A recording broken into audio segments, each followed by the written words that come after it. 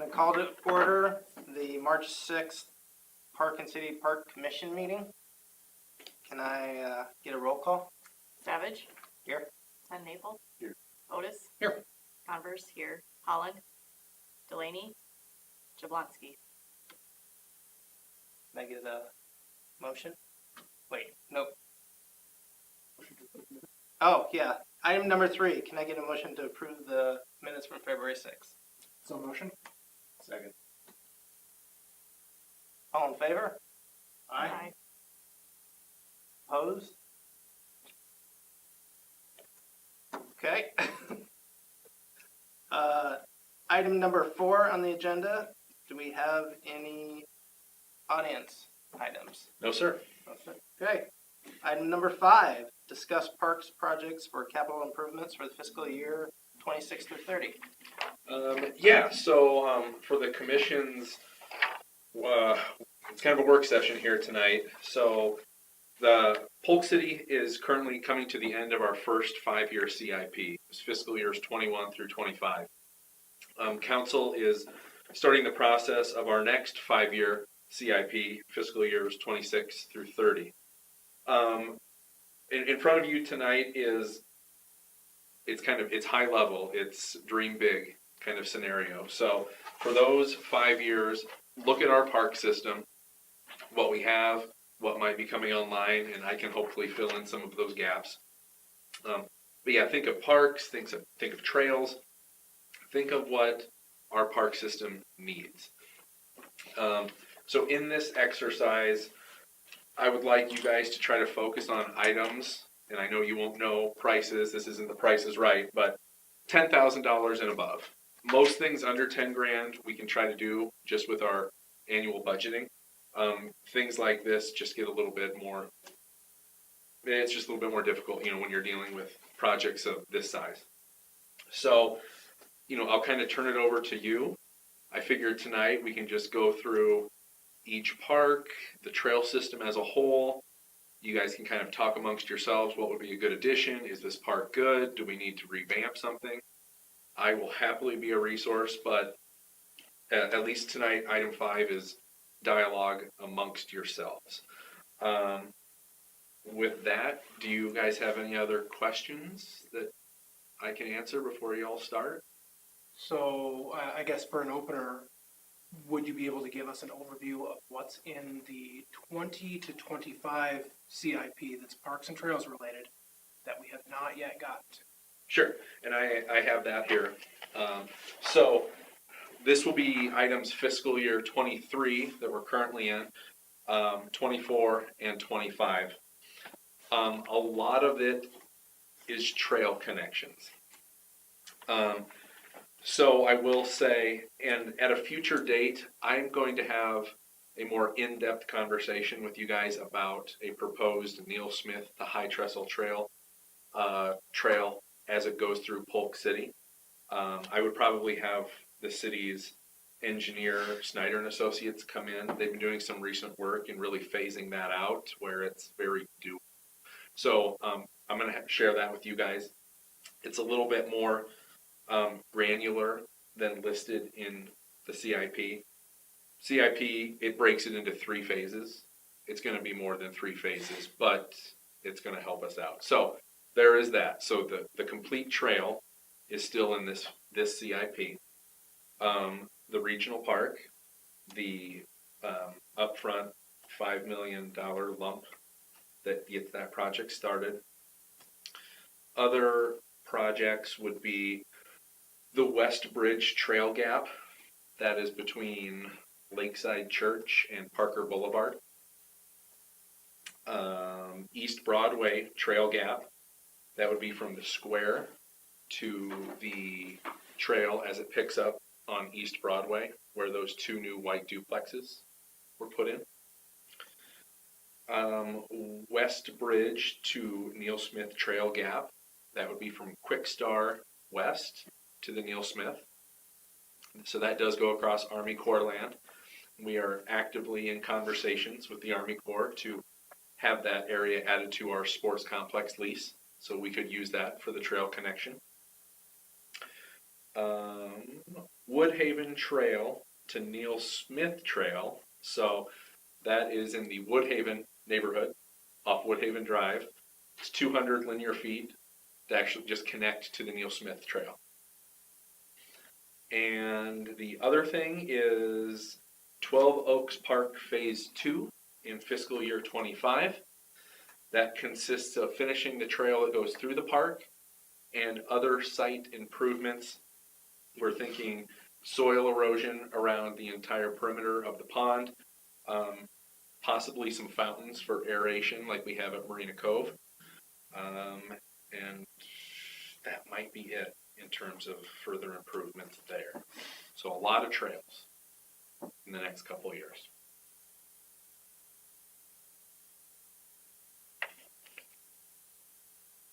Okay. Do you envision, should we just get started? I think Throw so. out some ideas. Okay.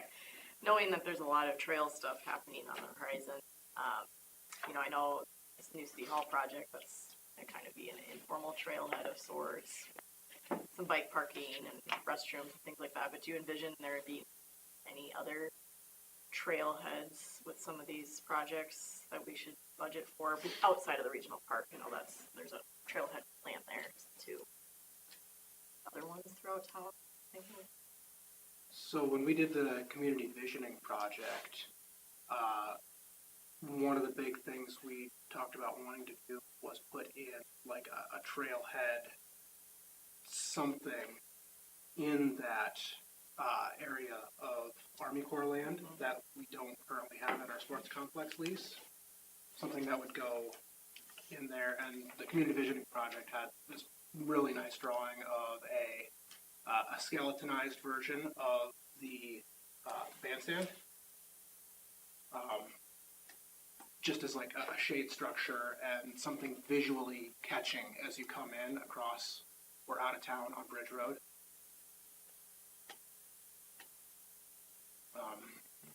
I don't think that was they ever wanted to do anything more than the structure and the connection and possibly working it in when they decide to do any updates to parking in that area. The sports complex. I think that parking would be a major concern, doing a trailhead there. Yeah. It's already a zoo on Saturdays in the early spring to early summer.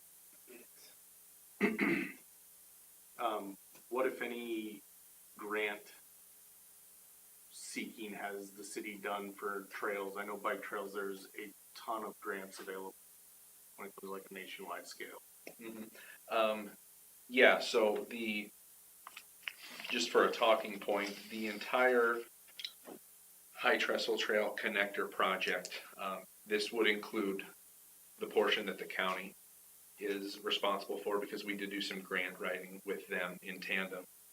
That entire project is just over $5 million. To date, the city has we've been awarded, I'm sorry, I should have had this number off the top of my head. The city has secured $2.9 million in funding. Polk County has secured $1.375 in funding, and of that, $1.468 is from the federal level. So we have been reaching federal, state, private, the corporations of the world. So yes, we know there are more out there, and we are very aggressively going after them all. So that leaves us like a $800,000 gap that leads to the connector. Yep.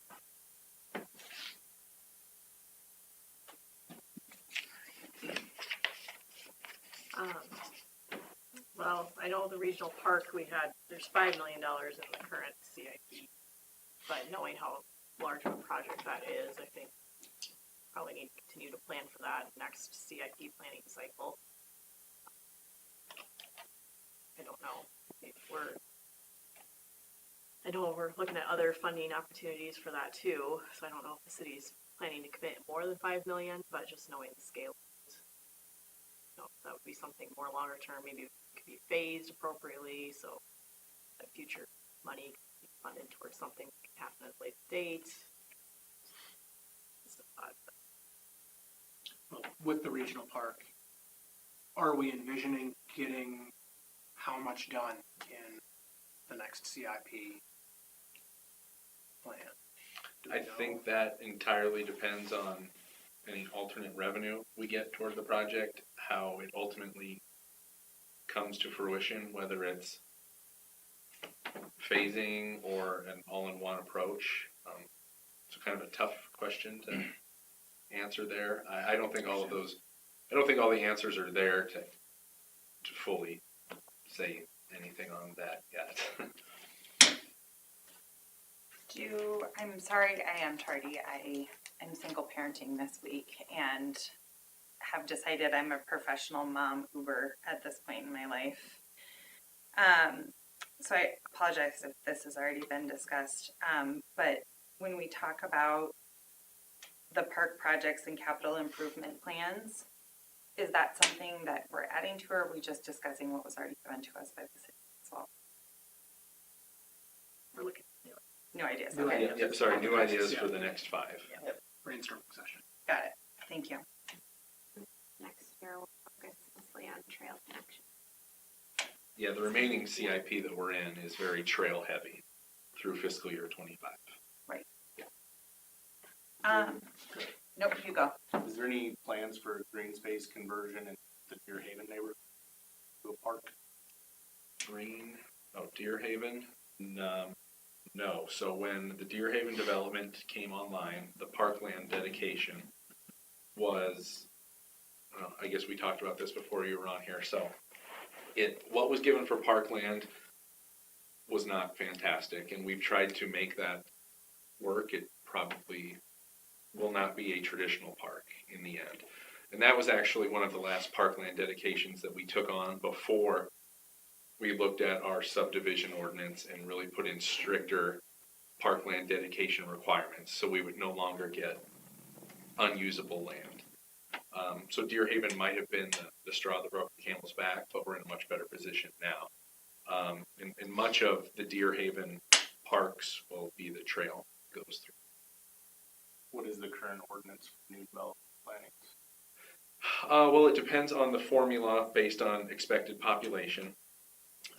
But so that would depending on how many people would reside, will give you, and I'm sorry, I don't know the formula off the top of my head, but that'll give you square footage, acres of parkland, and then it has to be of usable grade, no more detention ponds, and it has to be topped with 4 inches of loose fill and seed. No more compact clay plates. So we're hoping that when we get gifted the land, it is usable green space. Yep. Is Woodhaven the one that has the gassies? Is that right? Mm-hmm. Yes.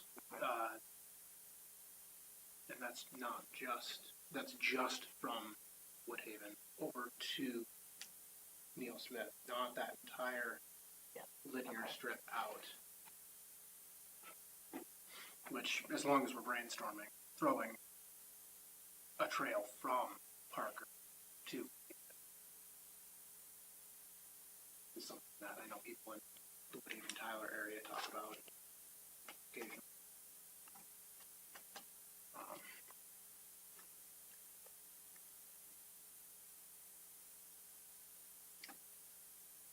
The parkland in the Bridge Road area, just down the street from where Home State Bank is going. Have we thought any more about what we want to do with that also part to use plot? So that is actually the same plot of land That's the same plot of land? that we're referring to. Okay. Yes, so that is much bigger part of the Kimberly development. So yeah, I have met with some ecologists on site, seeing what could be done. Originally, we had talked sometime last year about trying to convert it to prairie, some sort of natural ecosystem, and it's more pretty, something to look at rather than enjoy. Enjoy physically, not aesthetically. Sorry. Plenty of people, including myself, appreciate prairie. But no, actually with the slope and the difficulty getting to the site, establishing prairie those first couple of years is very hard. You have to go in and keep it mowed so all the invasives don't overtake anything. we might have a struggle establishing prairie back there. So we are looking into alternative types of vegetation that would provide, that would provide soil hardiness to eliminate the erosion that's kind of taking place out there. Something that would also enhance wildlife habitat back there as well. So, yeah, that's still very much a work in progress. But yeah, that land it's been difficult from the start, and it remains difficult. Sorry, not the update you probably wanted, Nick.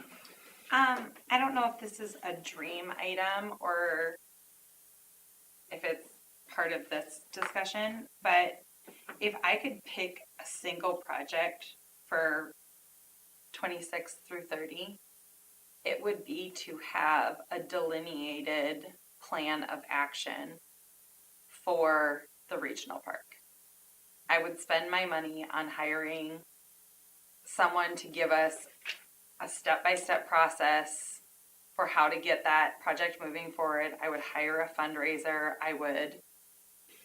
A project manager, whatever is appropriate. But at this point, I am very frustrated with how many steps have been taken forward. We just keep saying there's not the money there. I get it. I do understand that. But with that $5,000, I would rather invest it to have actionable steps to move forward than I would to buy one thing. We were talking a little bit before the meeting. We have 40 Little League teams signed up. We have 35 practice spots without any game schedule. If Polk City keeps experiencing the current growth, decade over decade with the census, that 10 years from now turns into 85, 90 teams with nowhere to go.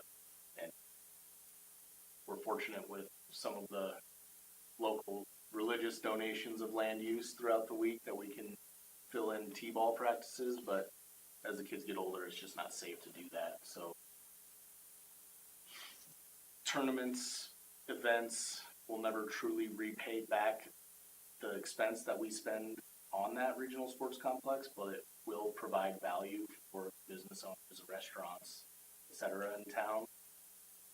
And rather than all of our recreational dollars heading to the metro, some of them can stay here. I think the trailheads, I feel like we can knock those down with very little extra attention. I think like 95% of the focus needs to be on the regional sports complex. I wholeheartedly agree. I think we also need to recognize too that when we were planning that original map, we were very intentional about making sure that it wasn't just a youth sports complex. There is supposed to be a gorgeous butterfly garden there. There's supposed to be a fishing pond with a pier there. There's supposed to be a trail connector with a bridge there.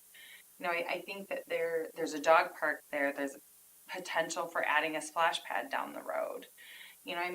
There's a lot of things in that park. And when we go back 5 years and we look at the city survey that we did, it ticks off 7 of the top 10 requests for city parks and rec. I think that would be how I would spend every penny of that $5,000, is coming up with a very serious plan of action that allows us to move slow now so we can move fast later. I think if I would give anything to the council as a recommendation, is put a deadline on when you want to complete it, because without a deadline, there's no plan. Agreed. What date do you want games, soccer matches, pickleball, dogs running around, people fishing? What date do you want that to happen? And just get planning. And who's accountable for it? Right. Without a deadline, there's no accountability, there's no responsibility, there's no push. I think Jason would disagree that there's no push. Concerted I'm push. just teasing. No, it's amazing how I think we all can, I'll get to that next day. And any home renovation or any personal project, it's easy to procrastinate. but when your in-laws are coming. Right. It's time to vacuum.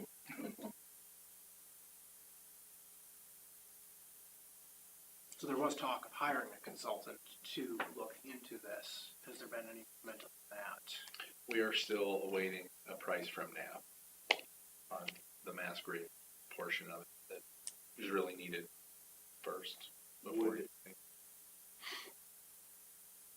What about, like Norwalk is putting in a huge facility. I believe Waukee has put in a large facility. Grimes is putting in facilities. Imitation is the sincerest form of flattery.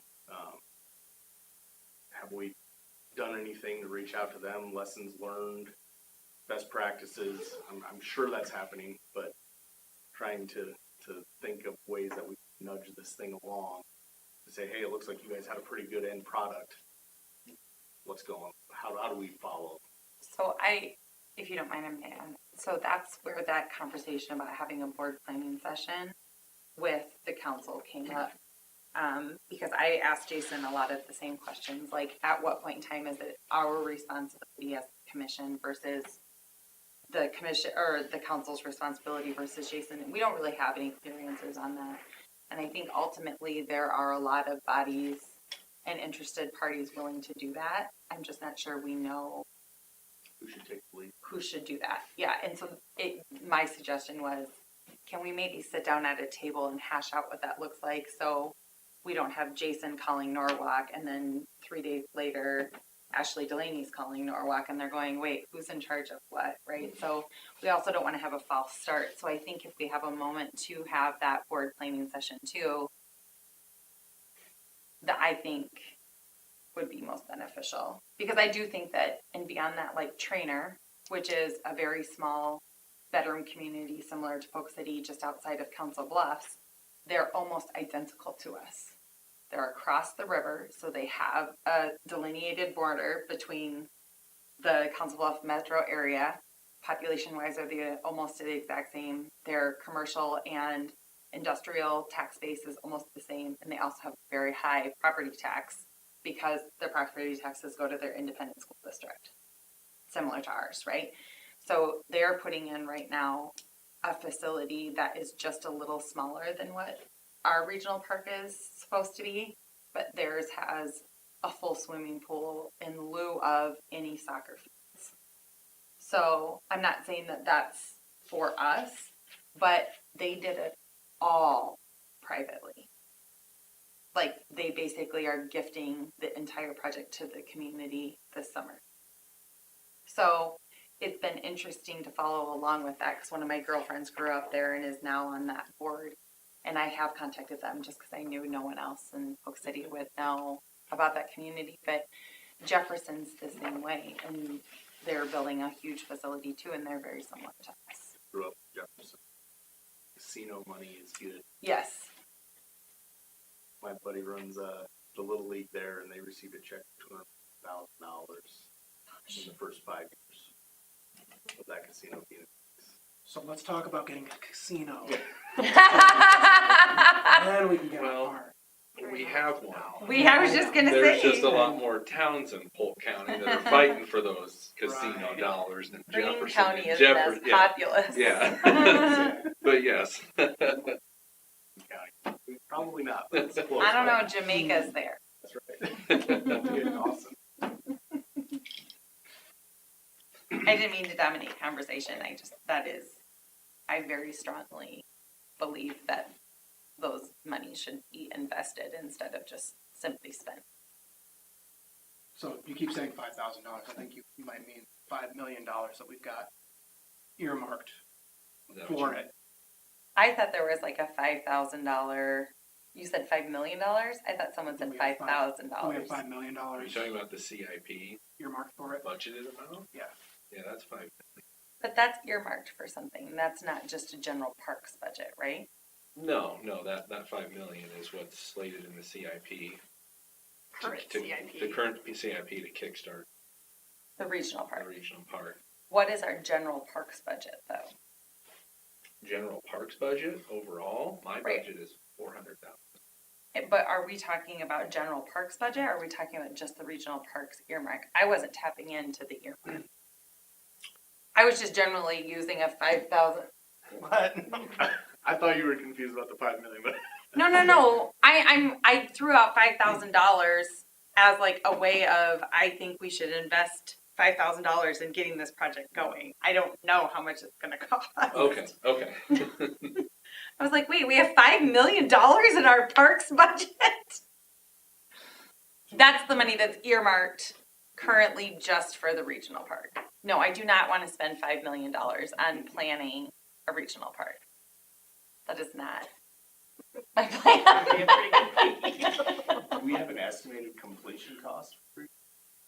According to the master plan that we've done, if we did everything, it's just shy of 25.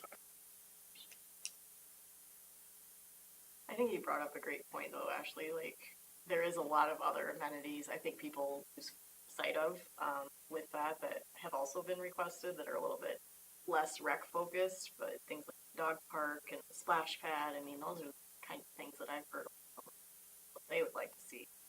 So, but I don't know if people realize that that's part of that project as a whole too, so I think anything we can do to kind of piecemeal that and start making some progress on regional park will encompass a lot of other things. One question I did have though is, since we are growing, is there any, like the Lost Lakes Park was just completed this last year, but is there any other neighborhood parks that are on the horizon that we need to be planning for in the next 5 years? Sure. So there are some developments that should be online in the next 5 years. Of course, take it with a grain of salt. Working with developers, sometimes it gets done faster, sometimes it gets done slower. But yeah, no, there is the possibility of the Four Seasons development, which is on the north side of Hub Drive. That will have a parkland dedication component to it. And then also Antler Ridge, which is out kind of off of 44th, 415, very east side of Polk City. That would also have a parkland dedication component to it as well. And in terms of that, with not knowing exactly when that development will take off or when that land will be gifted to the city, at least a good placeholder for something like that would be, a park-specific master plan for anything that comes online. And for a neighborhood park, that's something that could be $10, $15, maybe $20,000 to even do a master plan specific to that. Of course, once you have that, then you know kind of what the price is with if it's going to have playground equipment, basketball, tennis courts, what have. So without having the master plan, it's kind of hard to put a price tag on something when you don't have a plan to follow. So that would be my recommendation, is that any new parks that come online in the next 5 years, we at least have like a master plan for. And then, of course, this master plan is kind of a living, breathing beast. Council does have the ability to change it throughout the course of the 5 years. So, with new parks coming online, as long as we have a plan of action with, a master plan complete, then we could obviously plan for the whole park or phases, depending on the gravity of what the master plan shows. Did that answer? Mm-hmm. Good idea. So Just wanna yeah, make sure I what would you're suspect saying. at least two Okay. new parks will be two neighborhood parks will be starting the planning in the next, before 2030. more neighborhood parks, but not playgrounds necessarily. Like 12 Oaks, if I'm thinking in the right neighborhood, Marina Cove, they're pretty close to each other, correct? Correct. What involvement, if any, does the DNR have in like fish stocking or fish planning or that area, like erosion you mentioned, or potential fishing piers or aerators? Yeah, no, so Polk City works very closely with Tyler Stubbs. He's the urban fish biologist for the Iowa DNR. So we partner with the DNR, so they do stock our two ponds, Marina Cove and 12 Oaks. So they do have an urban fishing opportunity. They've kind of come up with a pretty good mixture of, Predator and prey fish. yeah, it's bass, Bluegill, catfish, bass, and some sort of sunfish. It's crappie or some bluegill. But yeah, no. So the DNR was they worked with Polk City when that Marina Cove pond was built to make sure it had the correct depths and everything to sustain fish throughout the winter. And I would anticipate that going forward, especially with any sort of water reservoir that's at the regional park. But no, we do have a relationship with the DNR Wildlife Bureau. I used to live in like Watercrest, Yankee, with 3 good-sized ponds. So I've given Marina Cove Pond a shot at fishing. It's rough, but that's probably more a reflection on me as an angler than it is on the stocking there. But it's a good thing to have. Getting kids outside in any way, shape, or form, I think is valuable. For what it's worth, as a neighborhood tip, we have better luck fishing at 12 Oaks than we do at Marina Cove. That one. It was in walking distance. Yeah, Marina Cove gets fished a lot more than 12 Oaks. So And 12 Oaks is just a little deeper.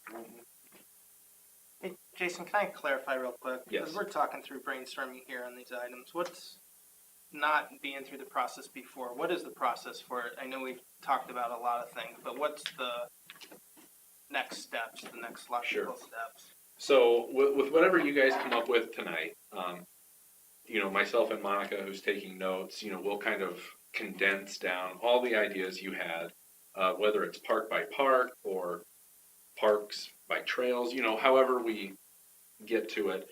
At a future one, then we would bring that list back and we'd ask that you guys rank it. And then based on those rankings, well, council will see what your rankings are as a recommending body.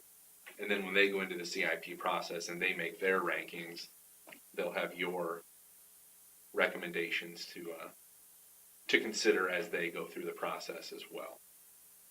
And also, a lot of this is just the brainstorming that, y'all might come up with a project that maybe I'm not thinking of or council's not thinking of. So, it's just more eyeballs on our parks and, more ears listening to what people want. So, but yeah, at least from tonight, I hope to have a very thorough list. And then, if it's too big, we can, at a next meeting, we can knock them down or rank them, condense our, priorities. So that's what the process looks like. Okay. So your expectation is kind of a rough draft list. At least out of tonight, yes. Out of tonight. Yes, yeah. And sorry, this is my first time going through this Okay. too, so we're going to get there. But no, so let me just kind of recap what I've heard thus far is that 26 through 30, the regional park obviously seems to be a large priority. That's no surprise. Trail, I'm going to call it hospitality, whether it's trailheads, that's also a big one that I've heard thus far. Would it help if we went park to park? I think it would. Okay. In the sake of making progress. I let's was just go actually through. just Sure. going to do that. I just pulled up the list. If you'd like, I can kind of just throw out a park if you guys want to talk Well, about clearly it. everybody's thinking the exact same way. So, all right, Jack Zimmer Memorial Park. I'm going to kind of recap conversations that have happened around that park. About 10 years ago, it was suggested to make that park into a dog park, which was fought deeply by the community members that live near that park. There is currently a small parking lot there, as well as 3 concrete pads that hold picnic tables and potentially could hold more shelters. Our parks intern from this summer threw out the potential of making that into a storybook walk, where the library could put different books in covered cases and there would be a walking path in the area. She also threw out the idea of turning that into a fairy garden park where different community members would adopt an area that they would turn into a fairy garden or a tree. And the other idea was to make a practice or junior 9-hole Frisbee golf course, because those 3 paths that were there, she created a diagram where each of the 3 paths would basically have 3 holes that angled off of it. And it would be more of like a learn to play, kind of like a bunny hill for frisbee golf, for disc golf. Other than that, the history of the park is that the land was donated by Doc and Mrs. Simmer, and it's relatively just an open nature reserve at this point. Through these, can you tell me roughly where they're at? Doc Simmer Park, if you would go kind of off the water tower straight ahead, it's a park that's tucked in kind of off the back side there. If you went up Tyler Is it Street a Tyler from Bridge address? Road, Yeah. and you just run until the road stops, you're in Dock Summer Park. Yeah, Yep. it's a lot of mature walnut trees, backs up to private residence on 3 of the 4 sides, and the parking lot being the 4th side. It's a nice green open space, but it's Relatively rather underused. underutilized. Sounds like a perfect spot for like a frisbee golf type learning course if it's not really big. Or real golf myself. Frisbee golf would be fun for sure. Is there, do you know on that, how much open green space is there instead of walnut trees everywhere? I couldn't tell you a ratio. I would be curious if that would be an option for putting in a t-ball field. There is a small parking lot there. I think you would do it. I honestly don't know the layout of the trees, that's why I was asking. You would have to remove quite a few trees. Sorry, yeah, in terms of that, I can tell you plenty. Yeah, there's a lot of trees back in there, and it's also very, leveling that park would be expensive. Okay, then never mind, don't write that down. That was just a question. Any ideas or thoughts?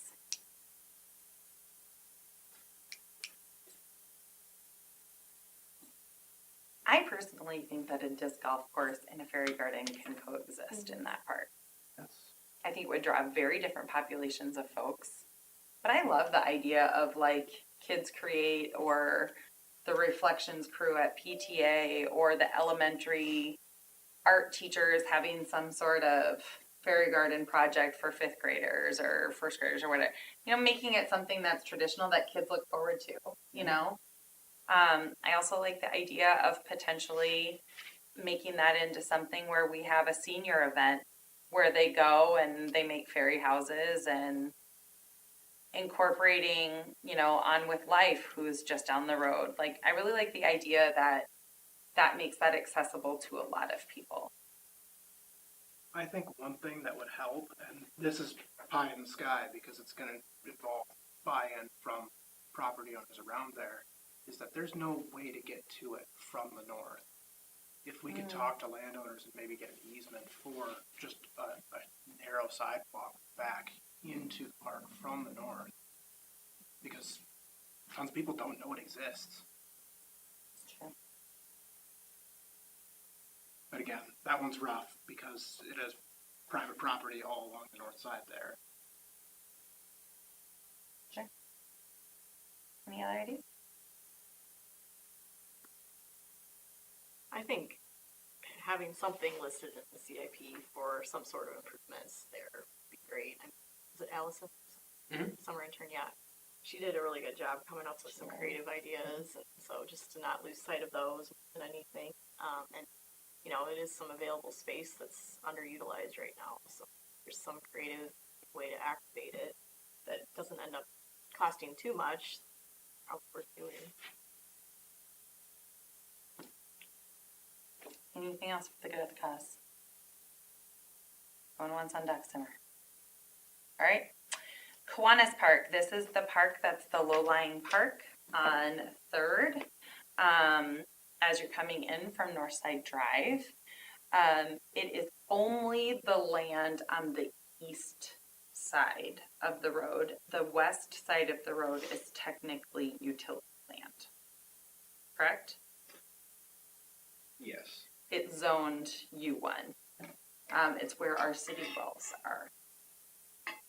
So we can't build anything on, or have permanent structures of any kind on the other side. we also have to deal with Kiwanis Park actually being our core east land as well. So building new things there is also And it is legally. time floodplain. constrained. I think the big one for this park is making it pedestrian and cyclist accessible without being on. And that's part of what's coming in the remainder of this CIP's trail. They're going to do some adjustments and add a stretch up to the square, as well as realign that corner at Northside Drive as they connect and go further north. So the cyclist angle, the multi-use trail angle is being addressed. Is there any trail angle that would circumvent the four-way stop here at the square? I know that probably wouldn't be ideal in terms of like revenue dollars coming in, but in terms of safety and congestion. There was two plans presented to the board or to the council. One plan was to take them by the storage units and up the backside, and they would end in the park so that they didn't have to cross Third twice. The other one has them crossing Third, before right by the post office, and then again at the four-way. No, not at the four-way, the street after the four-way, right? They do have plans on it being a 10-foot wide across the section here and up to past the. That was talked about at council last week, Yeah. and I was there, so that exact question came up, because the shared, so basically the bike lane, if it were to go behind the storage units, would be kind of a shared use path on that street that is utilized for those businesses in that area. Not ideal. Where, yes, so the recommendation from the engineer was to do other alternative, which is to keep it on Third. Yes, you have two crossings, dedicated 10-foot wide trail segment. And I think long-term, there's going to end up being a signal at that four-way stop too, which also gets it for bicyclists. Makes perfect sense. And the bike lane they mentioned would have a curve. So like, it would provide a notable division, whereas the other option would not. That other option involved turning Second into a one-way street. One-way, yeah. I would love to see, Kelly had mentioned this last year, I would love to see the volleyball nets switched direction, so we have two sand volleyball courts that can be used. I did go out and measure them. They are large enough to turn but I know that means resetting posts. Mm-hmm. Well, the only thing too I would mention is if we reoriented it until the sun goes down, you're going to have a team staring straight to the west. I mean, as long as it's not my team, it's fine. As long as it's not your team. But no, so whether it's that or Adding another pit. sand, so okay, there, just increasing the sand volleyball footprint. Yeah. And increasing the attraction. So I know Ankeny Sand Volleyball Leagues fill immediately this year. But they also have reached to new groups. So they have like a youth sand volleyball league, right? And it's 6-on-6, but they also have a 3-on-3 and a 2-on-2. They've also divided them based on advanced and beginner. So I think there is an opportunity there to reach out, provide a new kind of programming as well. Would additional parking there be off the table given that it's Army Corps ground? It'd be difficult, and really, I think you could probably just extend, Yeah, push it further. into the park. Further east of the park, if you were going to do it. I think that park might actually be better suited than Doc Simmer would be to putting in like a T-ball backstop. Yeah. Like smart, yeah. We already use that for the Smart Start programs, Mm-hmm. and I don't know. I know United's used it at some point in the It's recent been past. several years before I've been involved with United. $3,000 to do a T-ball backstop. Okay, and would that involve just it being a grass field? Yep. Would you want to keep it a grass field? I think that would putting be- dirt. think just leave grass, because that's what we have at the churches. Just throw down bases. Then anybody can go there and have a backstop to use for whatever pickup they want to do. Be another thing that's kind of a grassroots that is like wiffle ball. Our neighborhood backyards where they all can join at the end of our cul-de-sacs have become the wiffle ball haven. I think in that park, it's connectivity and just growing the space, the attractions. And it's going to be somewhere people ride by on a regular basis very soon. Anything else on Kiwanis Park? All right, Leonard Park is next. Leonard Park is along Parker, right where the trail goes under Parker, and you come out, most call it Fish Park in town.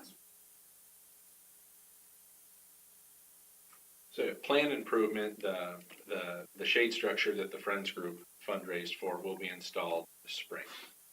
Where is that going in? We do not have an exact location yet. The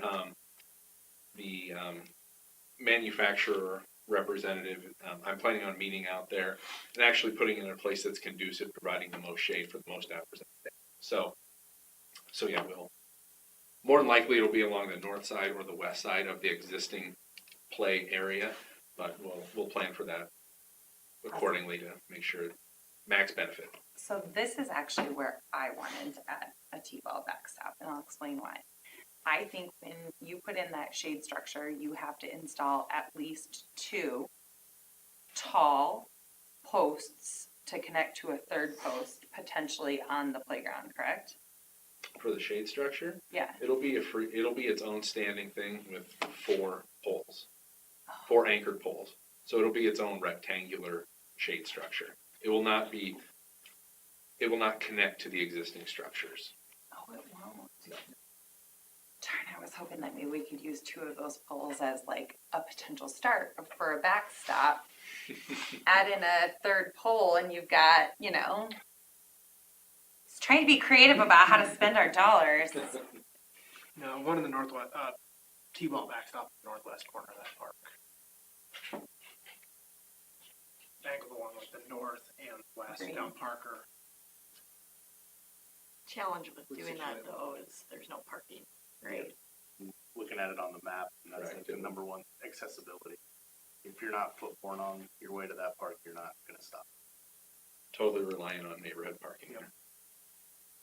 But if you've got one T-ball team practicing, What, yeah, I don't even know how you, looking at it on the map, how you plan to have more than just like pull in, back out type of park. Yeah, there's not parking going in there. That's been talked to death. No one wants parking there. but we also won't have a fence between the new nursing facility and the existing park. No. Not that I'm saying we should all go use the nursing facilities parking. I'm just saying theoretically, there could be some more asphalt nearby in the near future.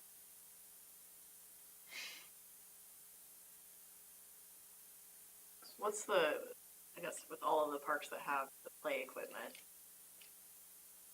thinking ahead next 5 years, is there any of it that's coming up on maybe it's expected to play? Nothing should be hitting its shelf life. Okay. Of course, that can change with a storm or something like that. But no, normal wear and tear, we're still good on our existing play structures.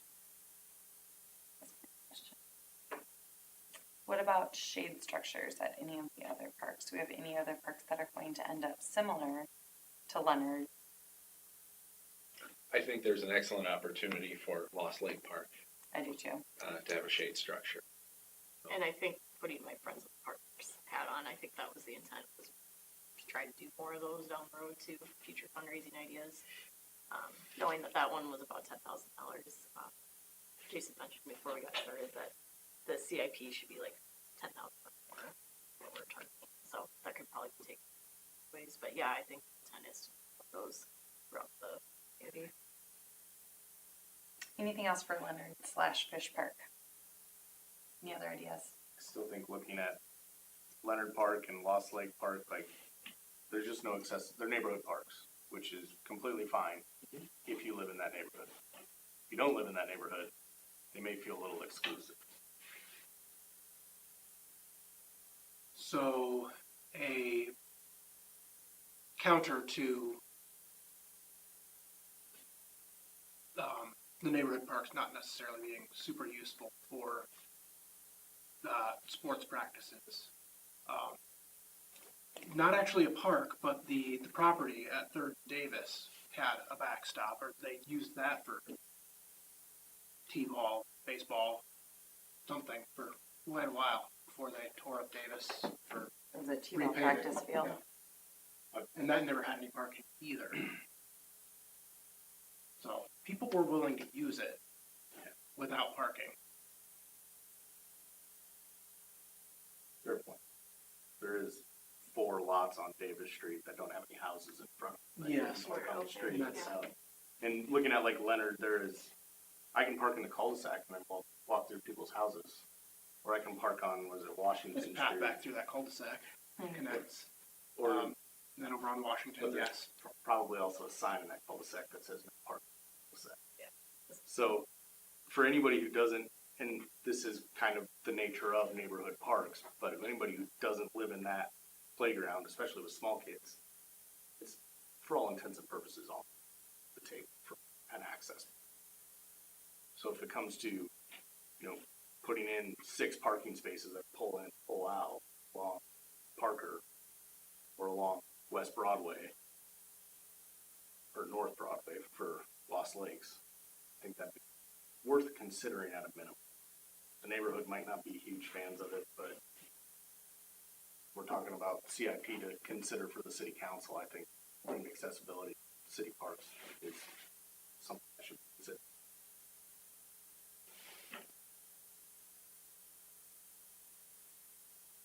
I do feel like when we know we're driving to a different park, not having parking doesn't stop us from being on the street, and it's more that we want the quick and convenient go in our neighborhood where we can walk, and if we're going somewhere else, if we find parking. Or they've done the same thing. So this isn't listed on our city parks, but there is it called Lakeside Park? Yes. Okay, because that's not on our city list because there's nothing in that park. Correct. Nothing really to report other than green space. I would love to see the option of adding in some community garden plats. It faces to the west and to the south. It has good sunlight. It's just south of Washington on Parker. It's like a little plat of land across the street from the houses that are being built on Bridgeview Estates. It's a little odd angular shaped piece of land. Right at the intersection of Parker and Washington. Nope, at the From intersection Washington of down- Pelican and Parker. Straight across from Pelican. I got you. I think that is the type of land that we're missing the boat on. I think there's the opportunity to do some cool things with those little pieces that we have that we've never done any. There's also mature trees on that land, but they're all on the east side of the property. We're putting in some sort of flower bed. Like I think of Easter Lake, how they have like that part of Easter Lake that's all lilac bushes. It's one of my favorite places to go in Des Moines. I would love to see something like that where, maybe that's somewhere that's suited for a storybook walk. You just have a gravel pathway that comes off the sidewalk and walks through the park and you're done, They had a mulch path through there at one point in time and didn't fare well. And I'm not really sure how much of that was maintenance, not disuse, and yeah, I don't know. I just know there wasn't. But it was a mulch also path. kind of a path to nowhere. Yeah. there wasn't anywhere or reason for the path to be there. I think it was a good idea in principle, which is kind of why I'm trying to revitalize it. But I think there could be an opportunity there to have a path of some sort there that's also of interest in some way, shape, or form. I think with the slope of that, I mean, it is considerable east to west. It There is. is some slope. I think anytime you have like a loose fill path, any sort of rain event, I think that was the problem. The loose fill just ended up everywhere, including out into Parker. So if you wanted to see some sort of pedestrian addition there, I would recommend at least just doing a concrete path if you wanted to. Yeah. Truth be told. I like the idea of a community garden there, though. You know, if erosion is a concern, a community garden for the most part of the rainy spring will have some sort of root system, hopefully, or budding root system. And I'm not a gardener, but What kind of community gardening? Yeah. are we In my doing? brain, it looked like raised flower garden plots that people could own, not necessarily tilling the whole thing. I am on board with this idea. Understand that anything that gets planted there is immediately going to be eaten by deer, regardless. Yeah, there would They're- have to be they're some there sort all- of they're fence there all around. Then that kind of detracts purpose of that kind Yeah, of thing. exactly. Yeah, like Hy-Vee and Ankeny, their community gardens have, like, it's not a thick fence. It's like a, but I understand what you're saying. Yeah, I I just live don't know not you're too gonna- far from there, and yeah. No I just matter don't what know how do- you're gonna have any garden space in Polk City without the deer eating it Yeah. all. but that's another option for some of the green space that we don't know what to do with, like Deer Haven and Kim Dev area is, I don't know what it would look like at all. I think it would probably be extremely difficult, but an archery range, especially with the elevation. You could put something in there where you have a backstop, given the grade. I know that would be a big oddity inside of town, but it'd be a way to use that space for a kind of oddball park idea. I have no idea what the requirements or zoning would be, and probably off the shelf, but This is fantasy land. You can I dream. shoot my bow in my backyard, but I've talked to all my neighbors. Do we want to continue and keep going through the parks? So Lost Lake is next on the list. You still have some things happening in the next few years to kind of finish out that development. Yeah, so we will be adding some more poured concrete for ADA accessibility. You know, we couldn't get to that before last fall, winter. So, yeah, some of that, another poured pad for bike hospitality, bike racks. We've got a park sign that'll be installed this spring. And then, yeah, I imagine a shade structure of some point, Yeah. some sort would really kind of finish off that part. I've heard from the neighborhood as well that a lot of that green space, we could strategically place some native plantings in there as well to kind of pretty it up. You know, a lot of trees have been planted, but it's going to be a long time before those produce any sort of tangible shade result. So opportunities for beautification there too. But I mean, in terms of the play structures there, finally, the trails go into the neighborhood and go along Broadway. So I think we've made good headway there the last couple of years. Is there any play structure that, like from a playground perspective, that our current parks are lacking? Has there been any feedback given any to you or? Older kids, we hear a lot about. There's not a lot in town for preteen, teen age kids. We have lots for little kids, but like we had someone mention a Ninja Warrior style course at one point in time. I'm trying to think of other things. I've heard Ninja Warrior. I've heard a natural Yeah. playscape could be an opportunity in a park. But typically, when it comes to a play structure, yeah, there's three realms. You can get a 2 to 5 year old one, which is like what we have on the square, a 5 to 12, which I don't know that we have any in town that are exclusively 5 to 12. Maybe Marina Cove, now that I think about it. And then you have some that are encompassing 2 to 12. So they have the little area usually offset. So like at Lost Lake. Leonard Lost Lakes would be one where there's a small portion that is meant for the itty bitties, and then you kind of go from a platform further into the structure where those kids up through age 12, it's appropriate for them. I don't know of many structures out there that are recommended past 12, in terms of recommended use, but something like a Ninja Warrior agility course would certainly have appeal past 12 years of age. In theory. Rock wall features, is that anything that is currently anywhere?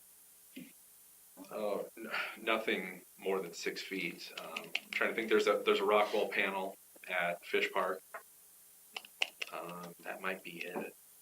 That could be something there for the Lost Lakes for some of, like, doesn't take up a whole lot of real estate in terms of filling some of that green space. Face the back towards the west so it doesn't get the afternoon sun when it get unbearably hot. Something like that. Looking for feature ads that maybe we don't have a lot of. 6 feet's great for up to maybe 8, 9 years old, but as you get older, that would be a little. And something I've seen incorporated often with a natural playscape is some sort of bouldering structure that doesn't require any rope. It's a risk, but any playground is a risk. But yeah, that's a component often of a natural playscape is a boulder with the proper fall surfacing beneath it. Anything else on Lost Lakes? Marina Cove.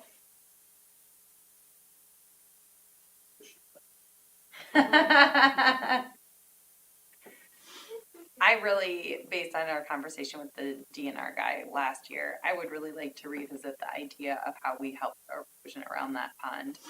I do know that there are several neighbors that want the pond mowed all the way up to the edge of the pond.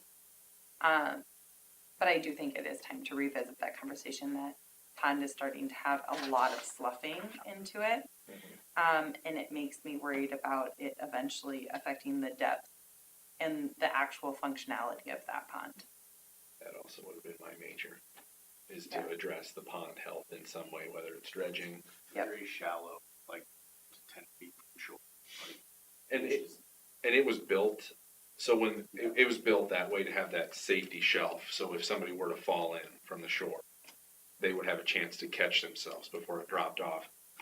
But, while the safety of that is good, that shallow, warm water is so conducive to algae growth that, that's what we see every summer. So it's kind of a pick your poison without artificially filling that thing with enough chemicals that would kill fish. And, so it's a delicate ecosystem that we've been trying to understand. But yeah, I agree. Some sort of.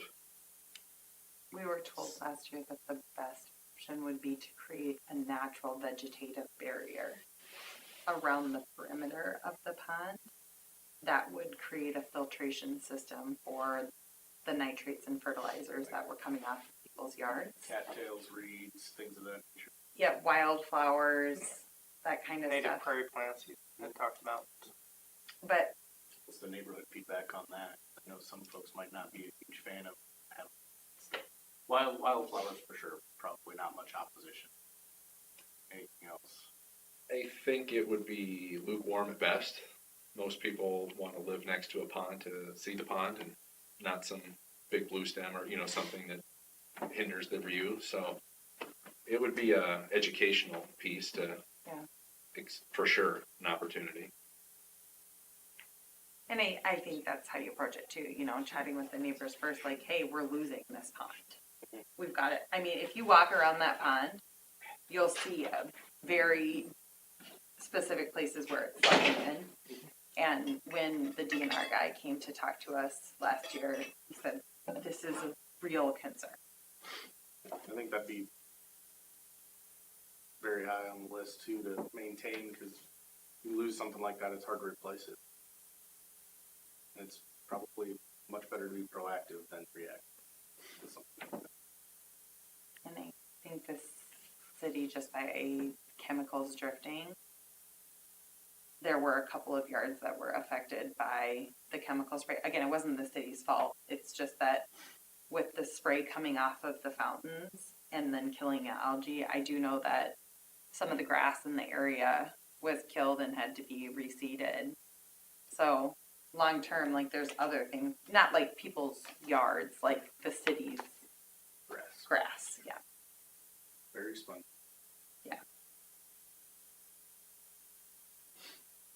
So if we do fill in plants up to that shoreline, then doing something as far as putting in like a small fishing dock or something, since we're essentially blocking off the shoreline there, Like a T-shaped type fishing dock. Or, something small, maybe a concrete little bump out just to fish off of instead of a proper dock. behind the shore. Yeah.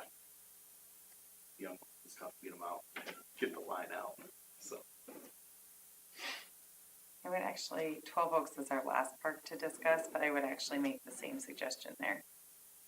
We put in a lot of that riprap rock along the side of the ponds, but the rock is already starting to slough into the pond.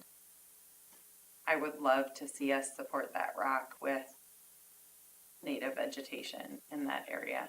And shortly before you came, Ashley, I did mention that, or maybe you were here, I don't know, but 12 Oaks Phase 2 is in this CIP still, and that does include some attention to Oh, it the does? shore, yes. Okay. Yeah, but again, I agree. does that include like rounding the pond area with a trail at phase 2? No, not around the pond. It would go through the park. So you'd have a trail from 12 Oaks, the 12 Oaks Drive access point through the pond to the east-south side drive access point. So it goes along the north side. North side or the south side? North side. The south side has a drainage easement on the southeast corner, and the pond can't go there, otherwise they'd have to build a bridge over that drainage easement. And the property lines go almost up to where the riprap is on the pond. On the north side. So it No, would on be, the east side. Oh, on the east side. On the east side. Okay. so it would be a trail modeled after Marina Cove, kind of a through trail Sure. to access the pond. I think that'd be good there with just not just a dead end trail. All right, Can Miller Park. Okay, no, go ahead. Oh, were you gonna say something? No. Oh, Just trying to keep us moving. Miller Park is the park by the water tower, has the shelter house and current tennis courts, as well as a play structure. That is our oldest play structure in town. Could be. And a small park. Do you envision anything major needing to be done on the tennis courts? in the I next would 5 love years? to resurface the tennis courts. Yeah. Yep. I would love to resurface the tennis court with the multi-use for pickleball.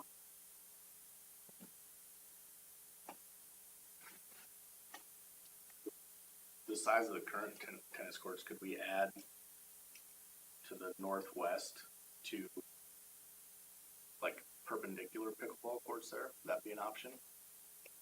That little flat space, I'm not sure. I know that's a very steep area, so I don't know quite the level of land, how it would lay, but from bird's eye view, it looks like they could potentially. There is a plateau right there, absolutely.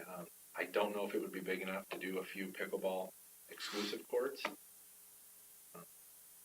But I can take a measurement. We're asking for the moon, right? Absolutely.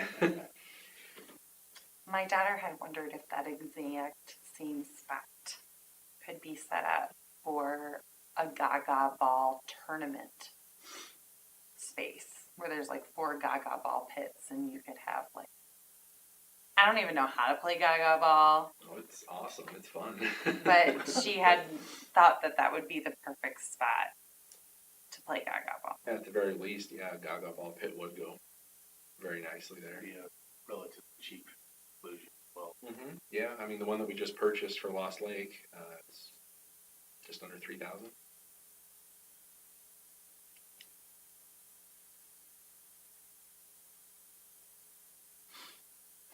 isn't exactly infrastructure, but I would love to see a rebranding of using that park. I think that's one of the most underutilized parks in our town. It has a lot of amenities that none of our other parks have.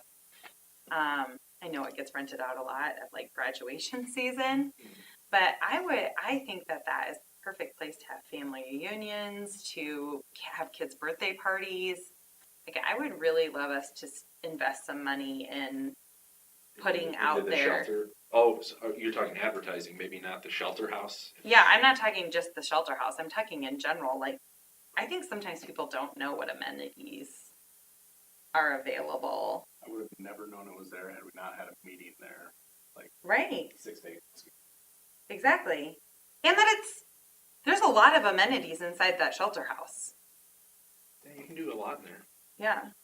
So this is kind of my one park that I feel like is especially underutilized, but I think it'd be cool to have, a monthly series where you feature a park and what people can do in that park and keep them uploaded on the website. So when someone clicks on Kiwanis Park, they can see what's there.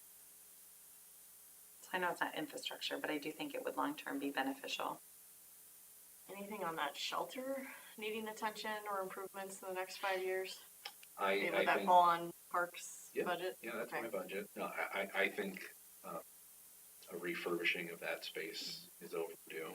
The kitchen Absolutely. especially. Yeah, I mean, so I don't have the numbers in front of me, but I'll be glad to bring them to a future one of just the amount of rentals we had there in 2022. It was the biggest year we've had. So I'd love to share those actual numbers with you. But, one thing that I do hear is that the building itself is a little dated. Obviously, the outside is probably not going to change too much because of the historical component of it. But on the inside, there's certainly an opportunity to glitz it up a little bit and really make it a desired rentable space as well. I agree. I think not just the interior, but also the furnishings that are available for use in that space. Anything else on Miller Park? Or, excuse me, yeah, Miller Park. Has there been any talk of what's gonna happen when, that water tower reaches end of life with that space in particular? Not what's gonna happen with the water tower, what's gonna happen with the space that it occupies? Sure. No, nothing has been figured out once that structure is decommissioned and it comes down. No, we haven't talked about what the use of that is. Whether, there's some sort of park component that could go up there. We would be getting really close to the neighbor up there. So, maybe it's planting some trees, continuing that little grove of pines that are there. Maybe just beautification and more of a sound and sight filter for the neighborhood from the park. But no, that discussion really hasn't been had yet. Currently a popular. That's true. Some folks do sled it On the water tower side? Mm-hmm.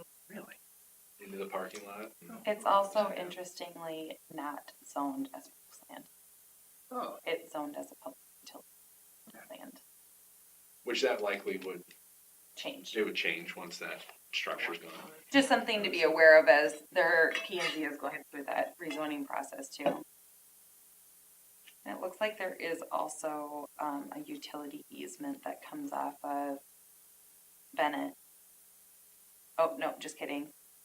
I lied to you. That was supposed to be a street at one point in time. There's no street there. It's fine. All right. Morse Family Park. That is also known as the Rock Park. It comes off of the southwest corner of West Elementary, and dead ends at Maple Drive. I think this one would be a good place to do like a bouldering feature, personally. We've already got the kids that climb all over everything there as is.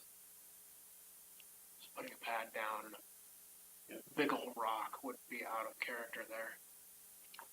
What about just more natural playscape amenities? Absolutely. Yeah. There's always kids on those two giant maple logs that are laying down there. I think that park in general just needs to be revisited and revamped. The tic-tac-toe board is broken at this point. A couple of the chairs have been broken over time. and I think a meeting with Ken would be warranted.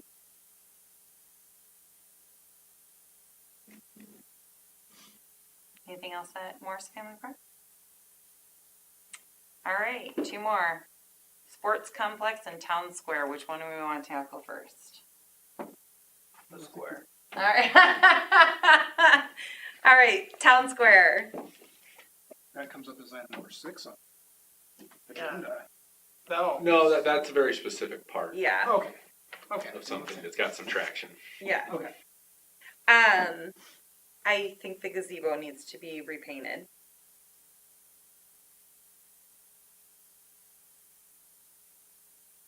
And I would also like, to set aside a budget or something, I don't even know how you phrase that, for putting in flowers around the gazebo and the Polk City sign. Right now, there's some hosta and some kind of sparse plantings there, but they just add a bunch of mulch every year. Does Parks do that or does the city do that? I don't know. City does some things on that. Yeah, Who would be responsible for like planning? Live, sure, it was and Polk. it ultimately falls to, that's a city responsibility. In the past, we have had a volunteer, a former member of this commission that donates her time in planting those planter boxes and some of the signage on the northwest corner. But yeah, in terms of that, after that initial planting, all annuals, I believe, it's really Public Works and myself and my summer crew weeding, mulching to try to keep it a little bit high pleasing. But I know she said she wouldn't volunteer to do it forever. Yes.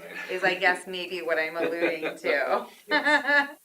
At some point, those pavers around the gazebo are probably be replaced too. They're starting to get worn out, but and then the playground as a whole, that probably kind of segues into our following discussion. So And I would say internally, staff has talked about doing a park master plan for the square as well.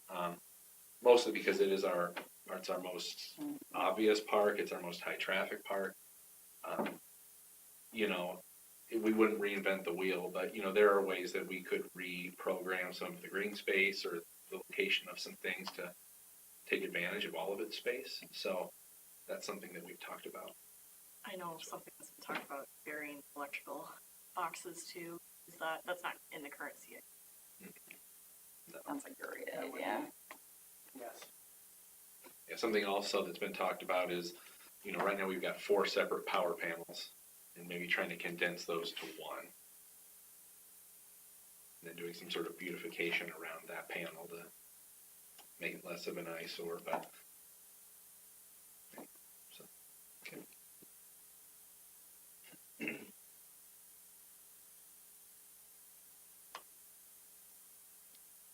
Last but not least.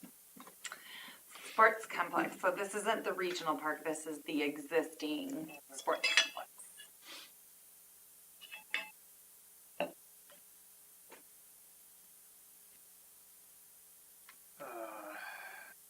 First big ask I would make would be to extend the gravel park lot to the east. On the south lot? Yeah, on the south lot.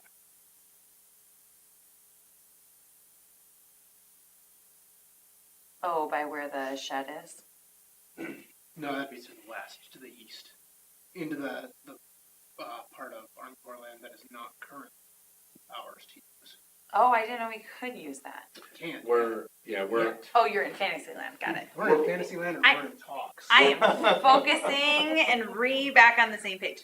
Go. no, we're very far in talks of acquiring the area between the existing lease and Quickstar into our lease, so we can use it for trail connections and beautifying it, you know, because the Corps is plenty busy other places, and so it doesn't always get the most attention in terms of keeping it beautiful. And as an entry into town, you know, you want it to look pretty good.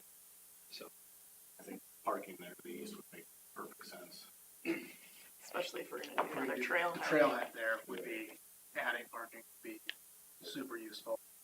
Love that whole space. A good chunk of it. Right. I'd still like to see the the gazebo feature.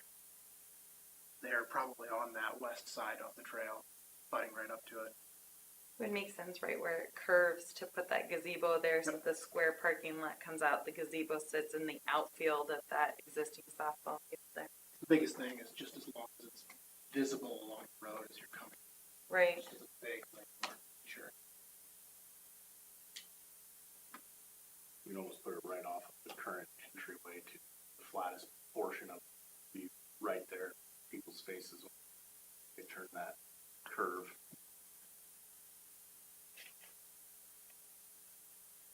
There it is Scoreboards. out there. Whether they're mobile or not, working, functioning. That was the number one complaint for us hosting All-Stars, is we do not have a functioning scoreboard. Lights came on sometimes. I will say, Prairie Meadows does love to fund schools. Because then their names are on them. Something that I would throw out for you guys' consideration is at least a higher gauge wire on the backstops.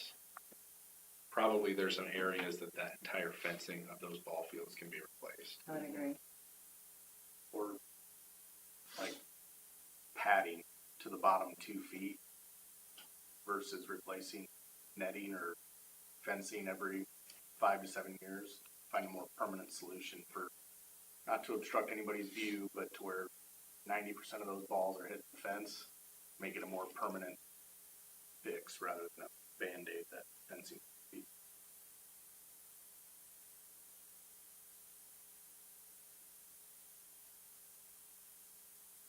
Okay, I know we've got some soccer minds up there. We do, but there's not a lot of optimization we can do out there other than we've already got.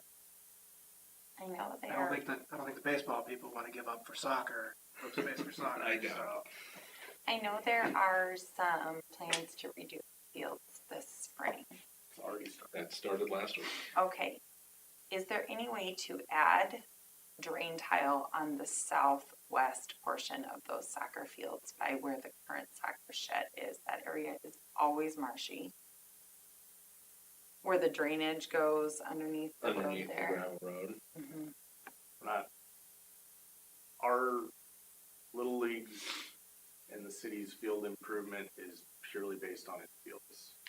Regrading, refilling, resurfacing. So you're not adding drainage tile anywhere? We talked to some folks that do drainage, and it would require many tens of thousands of dollars in horizontal to do the tiling, and it would be a 7 to 10 year fix. It would have to be done. That would be the only area that I can But if think we're of. dreaming big, it's a Yeah. good idea. I mean, that would at least be drainage tile on 2 of the fields. If we put drainage tile all the way from the southeast corner where we're expanding parking along the back side of that field underneath the road and along the back side of the existing baseball field, that would take care of soccer drainage, parking drainage, and 2 field drainages. You know, and one of the other, it's a very good idea. One of the other barriers that we had when we talked about that was there's some serious conversations with Corps of Engineers when we do anything subsurface. Is that correct? Yeah, that's correct. That's I'm why dreaming big. I know. I'm with you. I like the idea. The other option would just be a area storage well, right, where they just dig down a pit. Stuff. Yeah. Just to at least minimize the pooling. That's why it's marshy, and it gets marshy just on the north side of the concession stand too. Mm-hmm.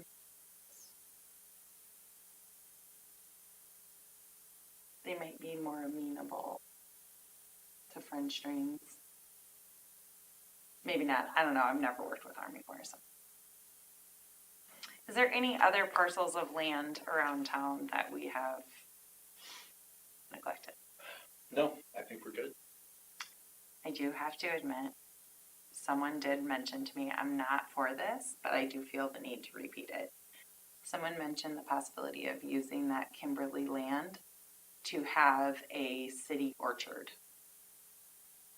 or arboretum of some sort where they have different planting of trees that either fruit or flower.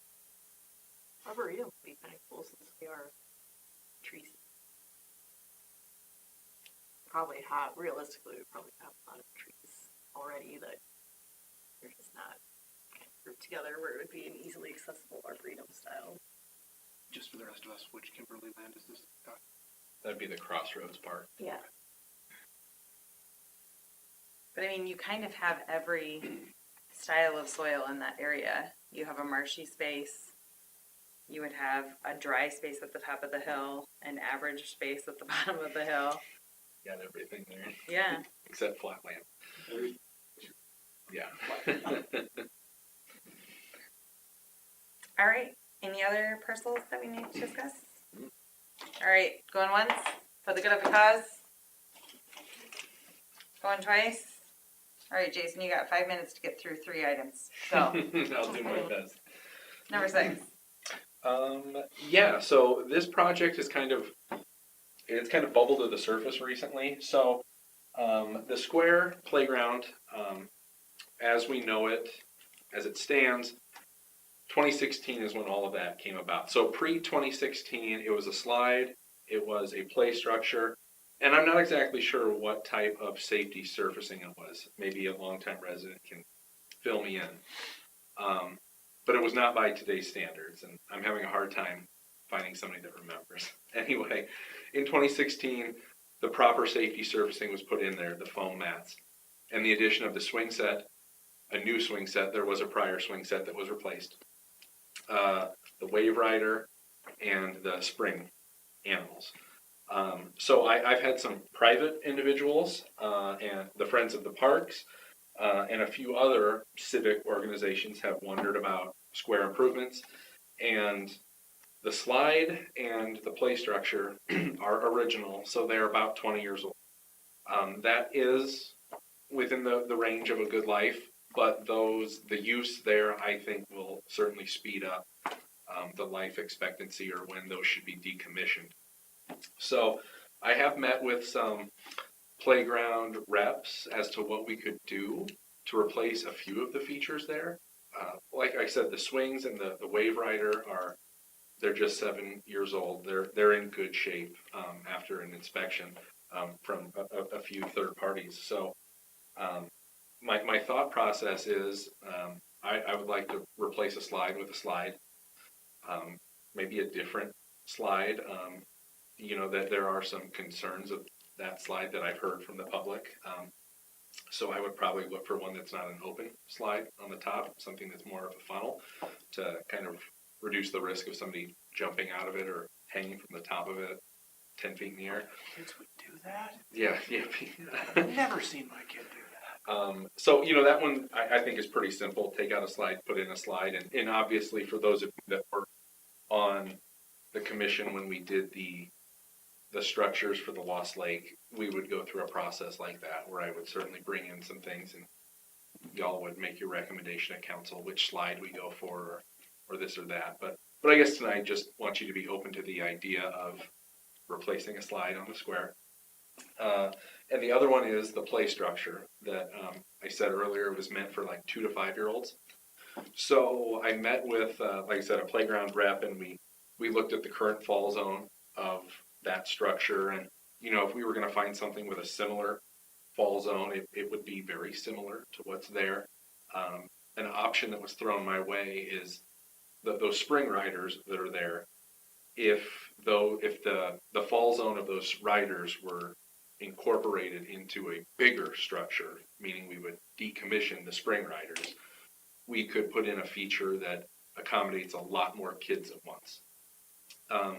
At first I was very, no thanks, but the more I thought about it, those spring riders accommodate 2 kids at a time. If we had a larger structure, a lot more than 2. I will say, it's hard, any park, you know, you have little kids on things that are too big for them, and you have kids that are too big on things that were not meant for their body. I can say that happens with our spring riders. I've seen teenagers take those things to the ground, and I just hope nobody's on the other side when it fires back up. So, I've seen adults ride those things. I'm sure after bar close, plenty of things happen. But no, so, you know, just an open conversation. If we did look to replace the play structure, would it be the commission's recommendation that we keep the current footprint of the structure, thus meaning keep the spring riders, or would we be open to a larger structure, possibly to accommodate more people on the square and kind of taking over the spring rider area? And we're just talking about the spring riders, not the other things. No, so the wave, the snake stays, the swing set stays. I think that makes sense. Increase the usability. And, you know, with those structures too, obviously we're not gonna be able to put a Leonard Park sized structure there. It will still be contained to a proper fall zone, but, you know, a lot of those have so many opportunities to add in a panel that's meant for 0 to 2, 2 to 5. So, you know, even if we did do away with 2 spring riders, I think we could more than make up for it with ground level, accessible steering wheels, tic-tac-toe panels, sensory boards. So I see it as an opportunity, but just want to see Yeah, what I the think- commission's idea is. Just knowing how heavily used this park is, anything that's more inclusive for ages and abilities would be good. I also am wondering, maybe I'm just fashion. I'm wondering if there is any playground equipment that would stick more to the theme of the rest of the square. Like, I feel like the attraction of that metal slide is that it's very, not even rustic, but it's like 1950s square to me. Like, I think of a soda fountain and, like, you know, I mean, maybe that's old fashioned, but I really love that slide because it reminds me of like what the slides looked like when I was a kid. I also fell off one of those slides and got a concussion, but that's not the point. My point is that, like, you know, I'm thinking of the rocket ship slide that's at the Des Moines Carousel Birdland Park. You know, like, they've really made a huge effort to keep that park looking in the same design style. If we replace things, I would love to see if instead of going with more of like plastic, resin, playground equipment, if we go with that, if we can get something that design-wise fits closer to what the rest of the park looks like. More historical looking than plastic. I can do research. That would be my And I also like the idea of like the play structure having some kind of like store aspect to it. great Yeah, idea. so that Yeah. kids can sell their food or whatever, you know. Like a lemonade stand Yeah, and like yeah, a fake like just store. I love yeah. that idea. That's a great idea. See a structure like that can almost go on anywhere in the perimeter of that place, so it's not actually taking up the pad and fall zone. Yes, adding something like that, it's really cool. You might even be able to get local businesses to like have a pizza store and I'm being serious. Yeah, no, and you know, like there are play structures that are just that. They are like a market, you know, or there are, Little town. yep, or like I said, those play panels that you can add to the ground, and you know, it's like an open store face, and you can sell produce, sell whatever. So I think that's a good idea. Okay, well, yeah, as that project kind of moves along, I'll certainly, at some point, I will come with ideas and renderings of things and have those talks. Audrey Bell said that surface is at least from 2010 or before.